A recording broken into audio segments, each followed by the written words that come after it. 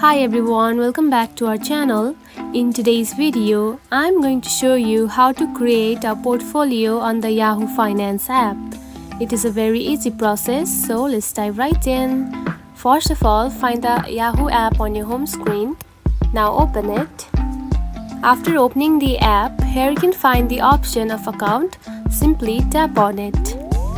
Now here is the thing, if you haven't signed in on the Yahoo Finance app, simply sign in and you will see something like this. Now to create your portfolio, tap onto your account name right here. Then tap onto account info.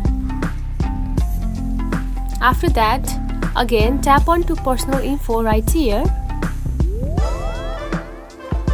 And here you can find your update profile photo, update personal details and update language. And from right here you can create the portfolio on the Yahoo Finance. Now create a good portfolio. And that's it. This is how you can create a portfolio on the Yahoo Finance. It is a very easy process, right?